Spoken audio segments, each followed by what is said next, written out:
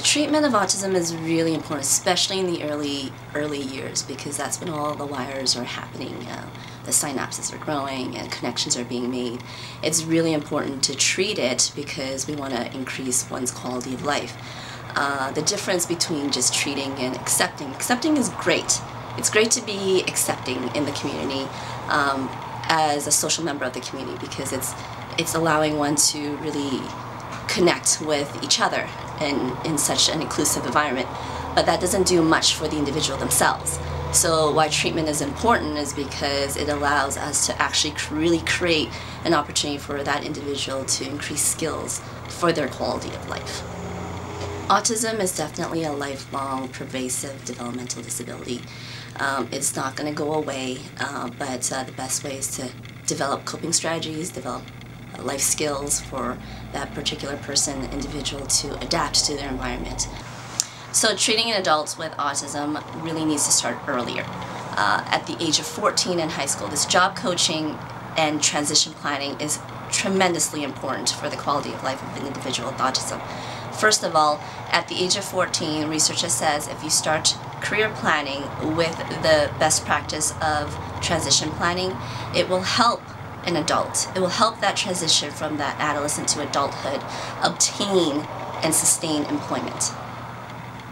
A good job coach would probably most likely outline all the strengths and areas of difficulties of that individual's and try to really create an opportunity for that individual with autism to participate and also include what they feel they want to do in life.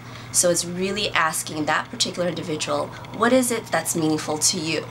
And not only are we just trying to connect this individual to the community, we want to make it sure that they're meaningful so that they can sustain a job. This requires a team effort from the school, from parents, any of the key stakeholders to come and meet with this individual and really plan how to do this. Plan about what are the strengths this individual has, what are some of the skills that they really need to work on, what is it that they enjoy doing, and then making sure that that is being noted and then carried into the community.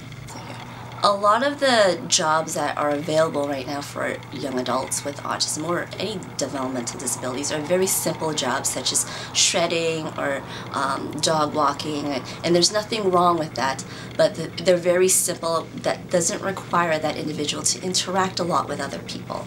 And what we want to do is have this individual really talk about some of the strengths or discuss some of the strengths that they enjoy and that they have, such as maybe design, accounting, some of these things that they're really great with, to use those and utilize those and create opportunities in the community with employment that have those assets.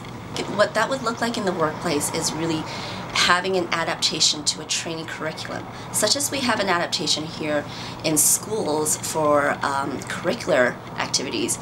There needs to be some sort of transition where there's an adaptations for employers to understand, how do I get this person who's really great at math or who's really great at design to come into work every single day and know what he or she's supposed to do. So there should be some sort of training curriculum that will allow them to do that and have support around that environment. One thing I want to say to parents with a child with autism is really there is a bright future. There is a really bright future for your child. You just need to start planning now. If your child is 10 years old, that's okay. Start planning now about what are some of the things that he or she really, really enjoys doing. What are some of the interests and hobbies? Just like a regular child, you might be putting them into different classes just to try things out, right? You might be putting them into t-ball, swimming, piano lessons, whatever the case may be, because you want to see if there's light in their eyes when they're doing these things. And that's one big thing. Like, don't change that. Continue to do that with your child with autism, because that's going to provide you more information than you'll ever know. And that's going to give you some sort of seed within you to understand, hey, my child's pretty good at this. And then maybe push a little bit more within the schools to really brew those talents and those skills. And you'll see that there's going to be a bright future ahead.